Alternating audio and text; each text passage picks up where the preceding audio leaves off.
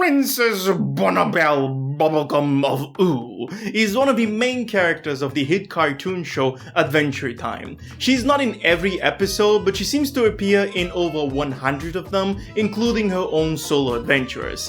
While often categorized as smart and caring, there seems to be a clash on how the show wants me to see her and how I perceive her.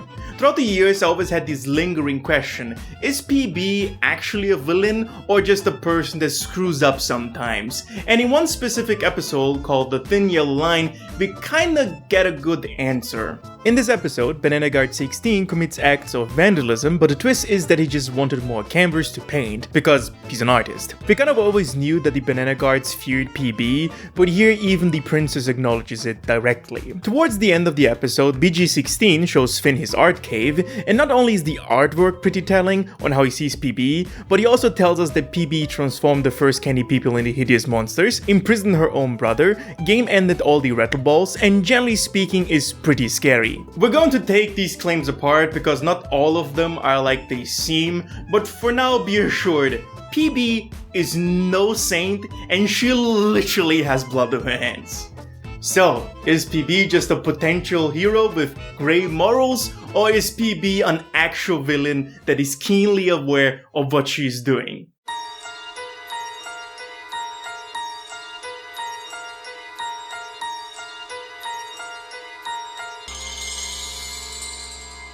The most common things used to show that PB is actually a villain are Goliad, the Rattleballs, the constant surveillance of everyone, and the fact that she speaks German. With the exception of the extermination of the Rattleballs, all of those things could be understood to a certain degree, and it is the context in which PB does things that makes certain actions bad or evil, for lack of better words.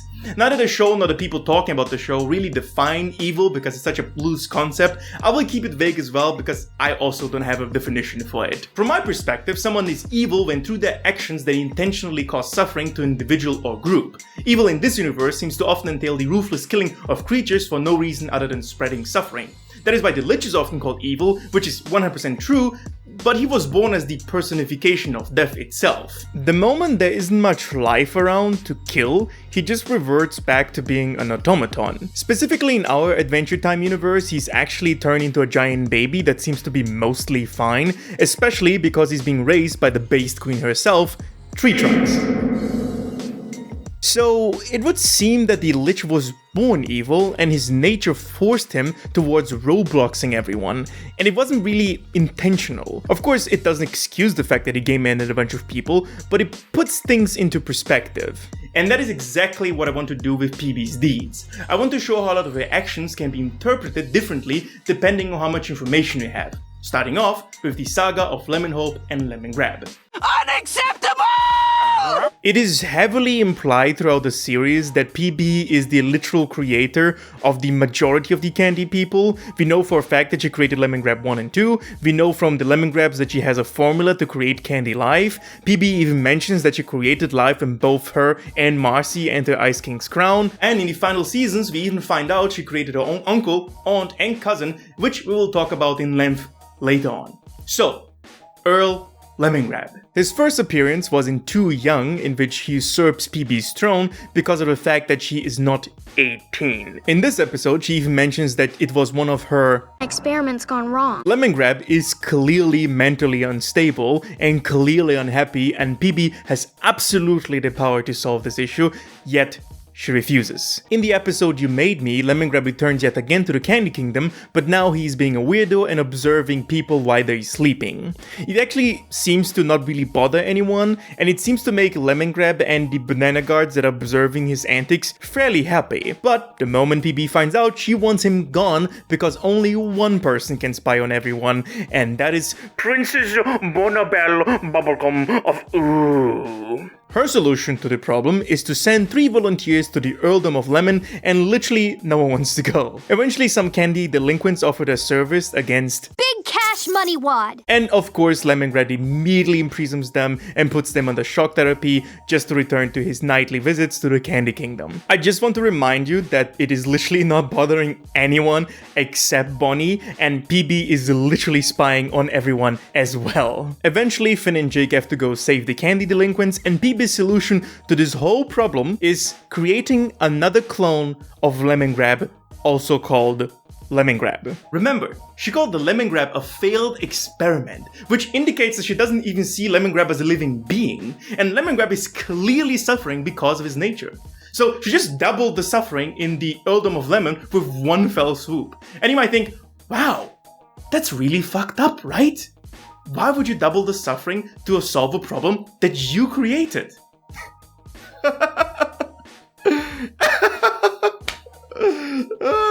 You fool! You think the story ends here? Nah! While creating the second Lemongrab, from now on Lemon White, she leaves the Candy People formula in Lemongrab's lab, allowing him to create their own Lemon People. Was it on purpose? Was it not? We don't know, but it's definitely irresponsible. As you can imagine, the Lemongrabs are completely insane and just keep creating lemon people with the seeds that were supposed to give them enough food to eat. The whole thing escalates to the point that Lemon John, which is the castle brought to life, is commanded to invade the Candy Kingdom so that they can eat all the candy citizens. What saves the day at the end is a kick to Lemon John's heart, which starts it up, allowing Lemon John to feel empathy, leading him to self-destructing, since invading the Candy Kingdom would hurt the candy people, and not invading the Candy Kingdom will lead to the Lemon People's demise. Instead of fixing Lemongrab and Lemon White like Finn and Jake fixed Lemon John, PB just erases the memory of the Candy People formula from the Lemongrab's mind. You're telling me that you can literally fix both Lemongrabs, and the only thing she does is erasing the Candy People formula from their brains. It seems more like she wants to be the only person that can play God, doesn't it? And sure, she says, Oh, no. Their hearts are fine. They're just like this. But at this point, do you really trust PB's word? Someone that can literally erase memories? I don't think so. If you're not convinced yet on how insane the situation is, there is more. In the episode Too Old, PB is invited by the Earldom of Lemon to a formal dinner. The Earldom has turned into an absolutist monarchy, with Lemongrab transforming into a sloppy, tyrannical monarch that rules everyone with shock collars. Meanwhile, Lemon White has lost half of his body and half of his face ever since he and Lemongrab had a disagreement. At this point, I just want to remind you that PB is directly responsible for the suffering of Lemongrab, Lemon White, and all of the Lemon People. During this episode, we find out that the Earldom of Lemon and the Candy Kingdom now have treaties that prevent one another from interfering in each other's business. And guess what PB immediately does after finding out that Lemongrab is using shock collars to control everyone? Nothing. Except when she meets a genius musician called Lemonhope, who she immediately wants to break out of the Earldom. Finn suggests pranking Lemongrab like in the old times, referring to the episode Too Young, and while PB refuses at first, she agrees right after because she knew Finn's plan would fail, which would throw them in jail and offer them a chance to escape. It turns out exactly like that, but in the process, Lemon White is completely devoured by Lemongrab. So, not only is PB responsible for the creation of Lemongrab, she's also responsible for the creation of the Lemon People and the eventual downfall of Lemon White himself. The Candy Kingdom has the biggest military power in all of Ooo. If PB wanted, she could solve the problem in an instant, free the Lemon People, kill Lemongrab, and set up a new Earl, and yet she doesn't. Why? Why doesn't she solve the problem? And since we already mentioned Lemonhope, it's time for the story to get even worse. Hello, motherfucker. After freeing Lemonhope, PB starts teaching him about the world and wants to eventually turn him into a revolutionary leader that will free the Earldom of Lemon. The reasoning being that she can't interfere with the Earldom since they have signed the treaties, a thing that didn't interest her at all when she freed Lemonhope. Lemonhope is literally just a good musician and is not at all interested in solving the Earldom's problems. And why should he? this whole problem is PB's responsibility. The reason why Lemongrab is screwed and why the lemon people are in pain is all because of Princess Bonnible Bubblegum of Ooh. And yet she wants to push this giant responsibility of toppling a fucking government towards a literal child that is just good at music.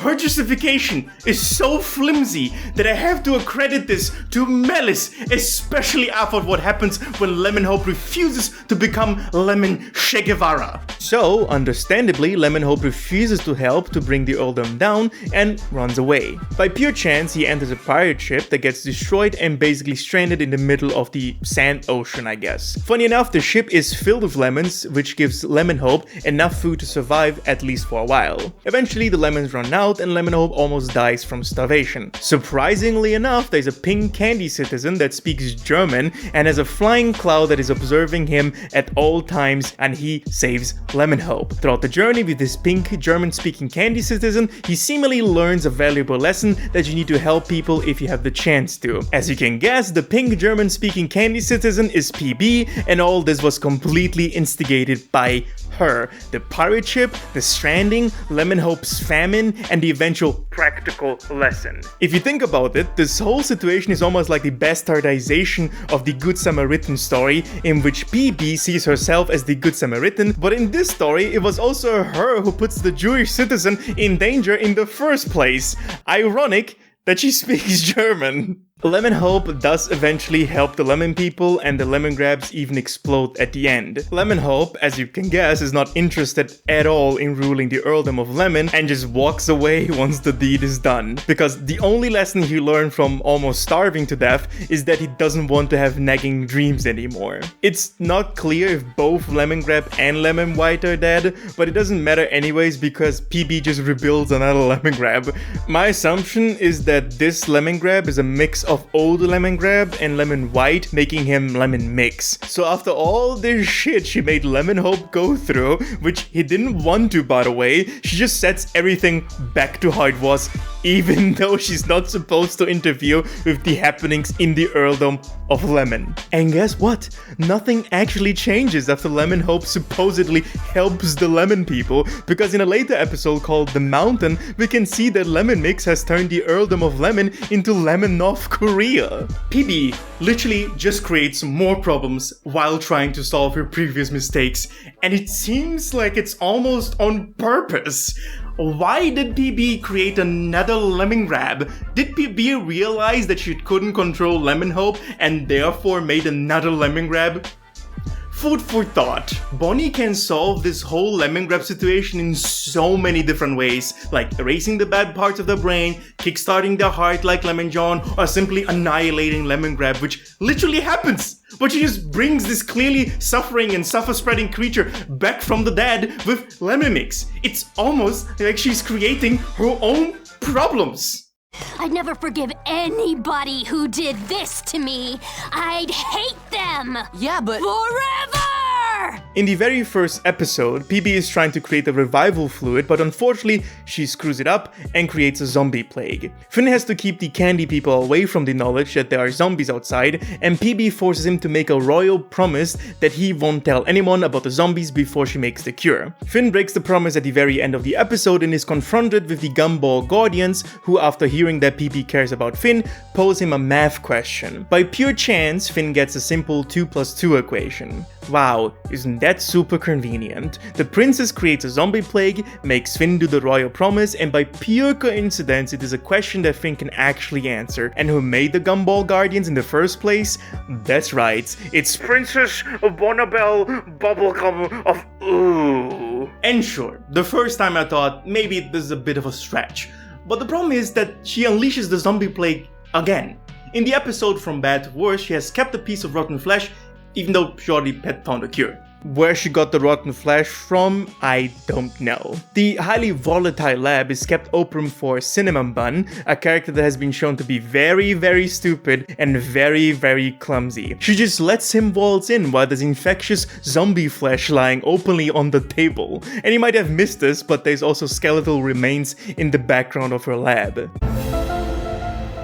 Of course, Cinnamon eats the rotten flesh and turns into a zombie, and instead of just containing him inside of the room, she just lets the zombie virus spread, almost like she's hoping for that to happen. She herself also gets infected, and she's extremely vague by saying, Just let science do the work. Science is her lab rat, by the way.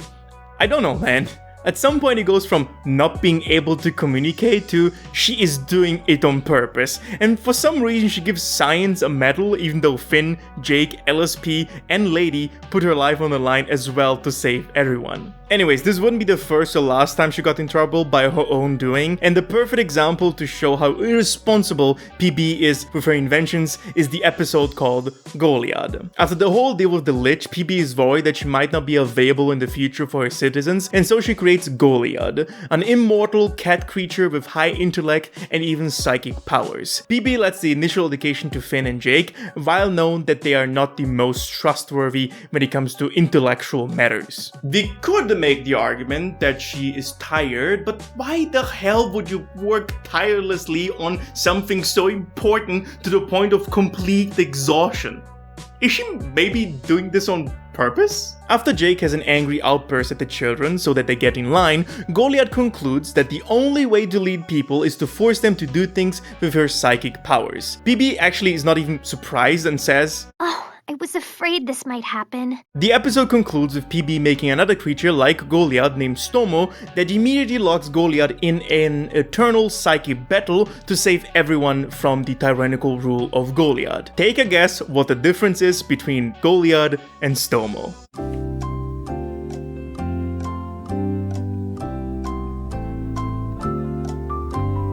That's right, Goliad was made with PB's DNA and Stomo was made with Finn's DNA. A lot of people take this as pretty big evidence to show that PB in reality is a tyrannical psychomaniac, and Finn is the selfless hero that he always proclaims to be. And while I think this is a big indication that PB has some sort of issues when it comes to control, I don't think the existence of Goliad and Stomo prove that she is evil. I think both Goliad and Stomo are just the distilled versions of both PB and Finn.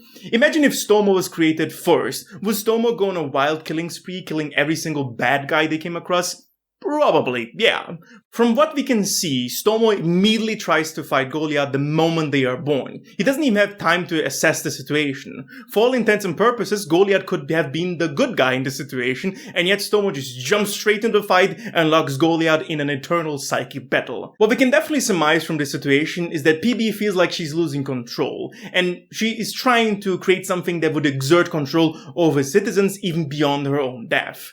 What I'm trying to say is that PB has some deep-seated control issues. And PB, I spy on everybody. And oh boy, does she spy on everybody. Not only do we see in several instances that she has cameras everywhere, she literally has a room where we can see every single part of Ooh.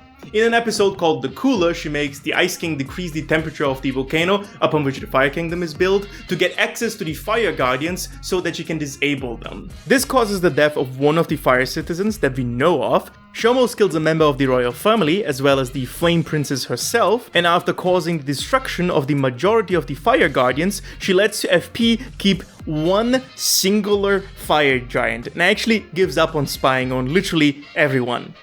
Except she doesn't, because she goes right back to spying on everyone through GPS teeth implants that also have microphones installed. Eventually her control issues go so strong that she builds a giant Gumbold guardian and encases everyone in capsules to protect them. And you might think, oh wow, that's bad. But even before she went completely insane, she was being a bitch to a lot of people. Treetrunks, get those hot buns in here, girl. Oh, I hope it's not bad news. From all the things we're going to talk about today, Treetrunks vs. Bonny is going to be the lightest one, but it still shows how PB doesn't care about boundaries, doesn't actually care about her own laws, and is extremely responsible with her own inventions. So, Treetrunks.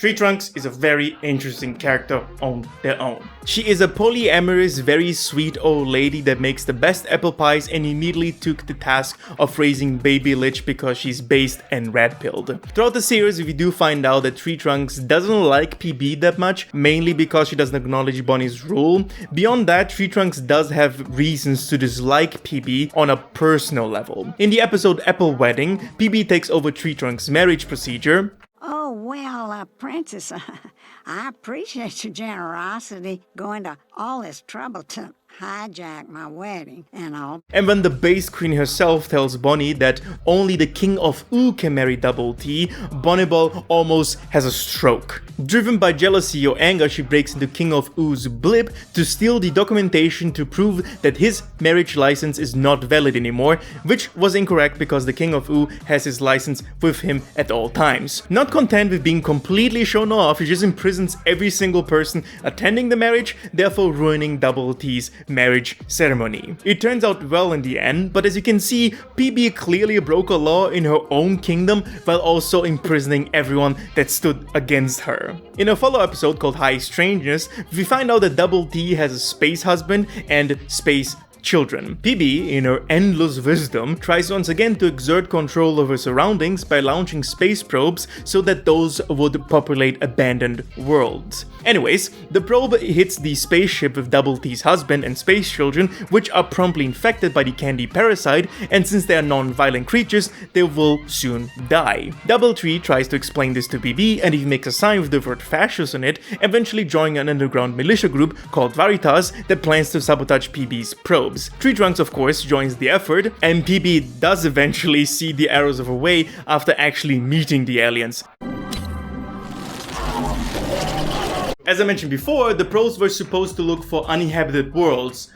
Or at least that's what PB says, because it seems that you just launched a probe in a random direction, hoping to not hit anything. And even if the probes had some sort of sensor, the creatures that PB is unleashing on the galaxy are clearly parasitic.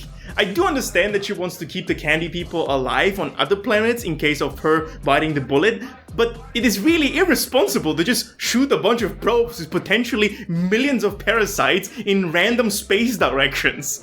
While PB's interactions with Double T shows that she doesn't care about her own laws, is extremely responsible for her own inventions, and how she will sometimes just walk over people, there are better examples for that in both Princess Cookie and Cinnamon Bun. No! No! Don't play games with me, Princess! I want that crown! In the episode called Princess Cookie, the titular Cookie is holding hostages in a supermarket and asking for PB's crown. The reason why Cookie is handling it this way is because when he told PB that he wanted to be a princess, at least from Cookie's perspective, PB laughed at his dream. In the first viewing of this episode, it does seem like a more of a misunderstanding. What gives it a hint that she actually was laughing about Cookie's dream is when Finn and Jake are instructed to infiltrate the supermarket and Jake expresses the wish to be a postman. PB doesn't even engage with the idea and tells Jake that he's more of a milkman. If you put everything in context, it does seem like Cookie was justified in believing that PB laughed at his dream. This of course doesn't justify him taking people hostage, but there's one more thing. Eventually Cookie escapes with the help of Jake and falls down a ravine with the express purpose of wanting to die. PB of course, in her endless wisdom, fixes him and puts him in a psych ward, giving him a crown from the Garden Kingdom. I just want to remind you that PB can erase memories. And wait. If this is an option in the first place, why didn't PB just give Cookie a different crown? Why did she use the banana gods at all? That's right, there can only be one princess in the kingdom of fucking Ooh. You might think that this is more of a questionable situation and a little bit of a stretch, and it seems like both are in the wrong here, but Cookie's not the only one that PB treats badly. Thanks, Princess.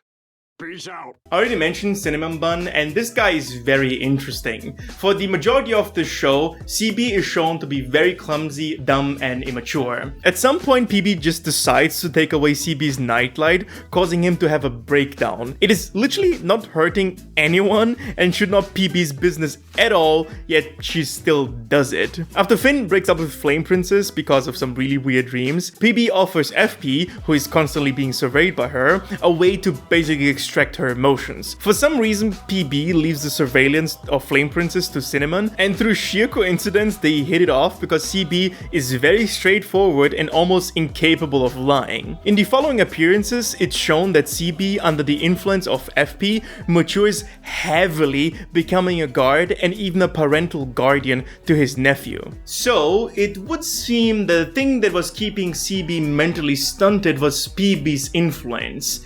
And it seems like the whole Candy Kingdom is kept stupid under PB's influence, and only in later seasons do the Candy people become quote-unquote smarter. And while we're talking about smarts, let's touch up on the Finn situation. Finn! It's pretty much established fact that Finn is in love with PB. Eventually he does kinda move on, but in earlier seasons that affection is pretty clear. PB knows that, from the small remarks when Finn calls for a couple's movie night where she says, "Sounds romantic, Finn." to the literal date that they go on and Finn asks her if she likes him and she clearly says yes. Princess, do you like me? Finn, of course I like you. It is undeniable that PB knows what is going on and abuses that to her own advantages. We can see that when she literally uses Finn's affection for her so that he will talk in front of a bunch of scientists. Your heroic brain is fascinating in a scientific way. Many scientific minds are going to be speaking at my barbecue. You should talk about something too. You'll do that for me, right? We can see that when she sends Finn out to find the Enchiridion, which at first seems to be a reward, but at the end she asks Finn to tell her what is written in the book, even though she knows exactly that that information is not intended for her. The mindfucker continues after she gets possessed by the Lich and is turned into a child. PB knows exactly what will happen if she doesn't revert back to her previous age, but she stays a child so that she can spend time with Finn. Eventually she has to grow up, and while in the same episode she shares a kiss with him, she immediately dumps him. Or does she? Because just a few episodes later, the wizard battles take place, in which Finn makes clear that he's not over her, and she kisses him again. After pretty much getting over the whole situation, Finn gets together with Flame Princess, and yet again, PB is either being extremely responsible or doing it on purpose. Instead of explaining to Finn in easy words that if he ever kisses Flame Princess, she will burn so hot that FP will melt right through the Earth's crust and eventually destroy the planet, she has this extremely long and hyper-scientific explanation for some unexplained reason. PB might be socially unaware, but she's not stupid. She knows that Finn and Jake are not the best listeners, one of the reasons why her instructions are so short when she sends them on missions. And yet here, she tries this hyper-scientific explanation of things that she knows both will not understand. And on top of it, she says to Jake, "Will you tell him why he can't see Flame Princess anymore?" while known that moments before, he was sleeping. Jake! Wake up! Here's the thing. We can see throughout the show that PB flees to science when she is emotionally distressed. In the episode Varmints, for example, she literally breaks down emotionally after all her inventions can't help her out of a tricky situation. It was never really about solving the issue with science. She just didn't want to confront her inner demons and the fact that she lost her own kingdom by her own doing. We can clearly see in Burning Load that she's emotionally hit because she literally writes the fact that Finn and FP are in love in her diary, a book that is normally only filled with mathematical equations, while saying, Oh God, I thought I'd be ready for this. You might have not noticed this, but she even writes Finn's and FP's relationship as an equation. We do later find out that her worries were substantiated, and a lot of people take this exchange between Jake and PB Jealous? Shut up. as her being more annoyed at Jake than anything else, but in context, PB seems to harbor both feelings of jealousy and fear at the same time, and this becomes even more clear when she talks to Finn how sometimes you have to give up love for the greater good. Finn, sometimes you want someone and you want to kiss them and be with them, but you can't because responsibility demands sacrifice. What are you trying to say? I'm trying to say that you're a hero, Finn. You're my hero. Either this speech is extremely poorly worded, or she's doing it absolutely on purpose.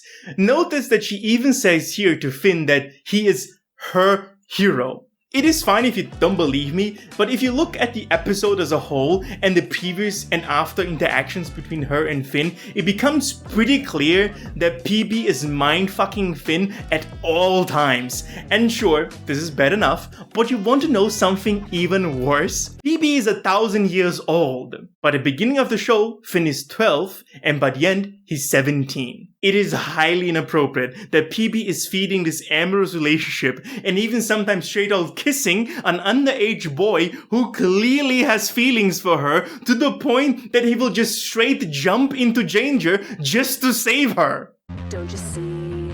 You're exactly what I don't want to be. Oh boy, there's so much to unpack with Marci and Bubblegum.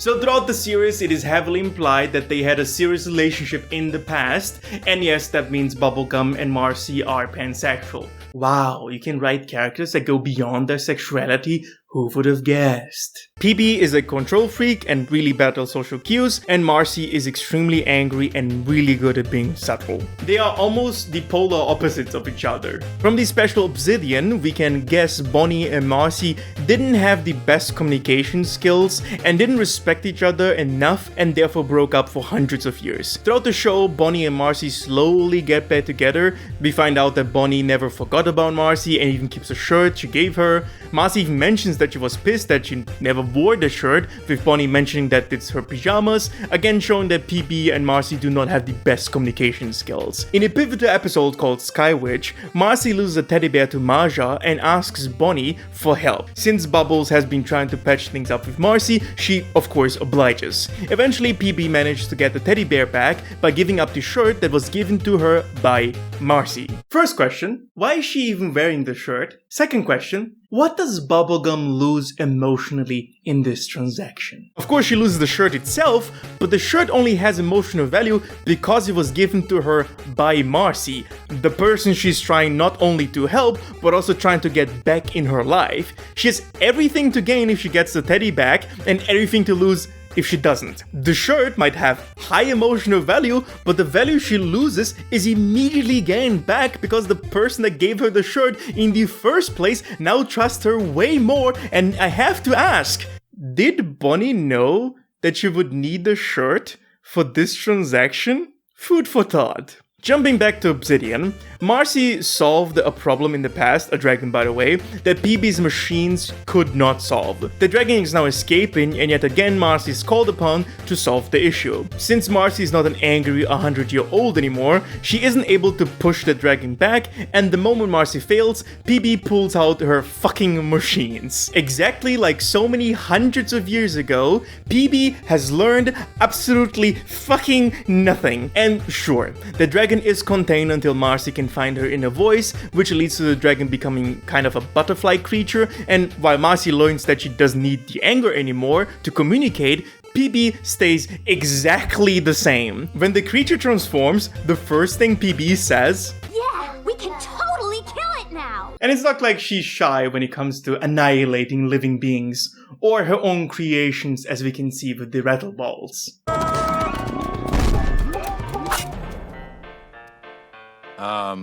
Please release my sword.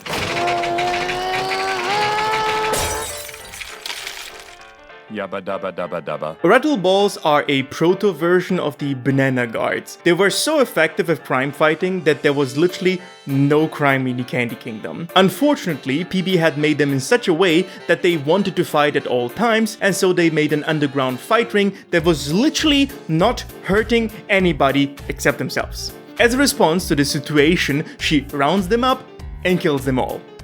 Yep, that's right. She created those Rattleballs with aggressiveness in mind, and the moment she thinks they could pose any threat, she just kills every single one of them. Well, every single one except one Rattleball who hides away in a dump. She could have reprogrammed them, but for some reason, she just didn't want to. And we do know that Rattleballs can change their way because our current Rattleballs, who by the way is dead, clearly matured to the point that he doesn't want to kill anyone and has a lot of self-control. PB eventually comes to realize that this Rattleball is different and allows him to be the protector of the night. But it is clear that she doesn't give a shit because the remains of the other Rattleballs just tosses to the banana guards who use it as a table. She shows no remorse, she has not a single ounce of shame, and she does not offer even the smallest apology to Rattleballs for killing every single one of his brothers. Eventually, she does admit to doing horrible things in the past, specifically in the episode Thin Yellow Line, but she didn't only do horrible things. She literally genocided an entire race of people she created that clearly had the potential to change, but because she decided that they were way too dangerous, they needed to die even though they were 100% loyal to her. Getting rid of people that are not 100% loyal to her seems to be a theme throughout PB's life. This foul creature watches us even now! I know you can hear me. Tonight your reign ends, because I am totally gonna vanquish you. Towards the end of the show, we get the background story on PB's life. She was born together with Nettie from the Mother Gum, grew up, became a genius, and made her own relatives named Aunt Molly, Cousin Chicle, and Uncle Gumbold. While everything was fine at first, Uncle Gumbold had his own ideas for his own society. He wanted to trade and build a city on his own. I think he's supposed to be an anarcho-capitalist, but I don't know. He didn't ask beforehand if he could cut down the toffee trees that they planted together, but from his perspective, he's literally an adult. He is literally just following the path that Bonny set him on. In Bonny's endless wisdom, she just floods the region that Gumbold wanted to build his new city on in the hopes that he just forgets about it. Don't get fooled, by the way. At this point, PB is roughly 200 years old. There's no way she doesn't know what she's doing is screwed up and completely self-absorbed. Understandably, Gumbold is fucking pissed, but instead of just moving on with his plans, he actually tries to get rid of her by using the so-called dum-dum juice. For some reason, Gumbold turns Aunt Molly and Cousin Chicle into dumb candy citizens, and when he's about to turn PB dumb, she shoots something towards the glass container that Gumbold is holding, causing him to turn into a punch bowl. Instead of returning them back to normal, a thing I assume she could 100% do, she decides to keep them like this because it makes them look happy. And isn't it strange that a lot of candy citizens seem to be very happy, almost implying that she might have used some of that juice for her own candy people formula? We eventually find out that she has kept them like this for 800 years. Princess Bonnible Bubblegum of Ooh has literally kept her own family members that she created imprisoned in her own minds for 800 fucking years. And the moment Gumbold comes back, she immediately starts gearing up for war, not even taking any diplomatic approach to the situation at all, because as we established, PB is the only one that can be a tyrannical ruler. This woman is fucking insane. Hi.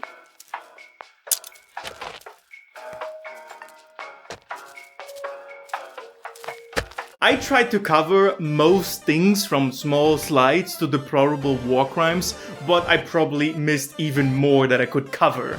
When you watch the series, there are a lot of episodes where PB seems normal, but there are a lot of situations where you can see the mania shining through her eyes. She's an unhinged, tyrannical ruler who creates her own problems, lets others solve them, and constantly leverages her influence to manipulate people. She will not accept anyone else having even a comparable power level to the point that she's willing to genocide an entire race of people because she thinks they might maybe pose a threat later on. So, Is PB the secret villain of Adventure Time? Well, she is a tyrannical ruler with very loose morals, she does refuse to take responsibility for her own problems, she had a very questionable relationship with an underage child, and she did imprison her own created relatives in their mines for 800 years, and she genocided an entire race of people. So yeah, I would say she is the villain of Adventure Time, and once you see it, you can't unsee it. Oh, nuh-uh. Banana guards, surround him!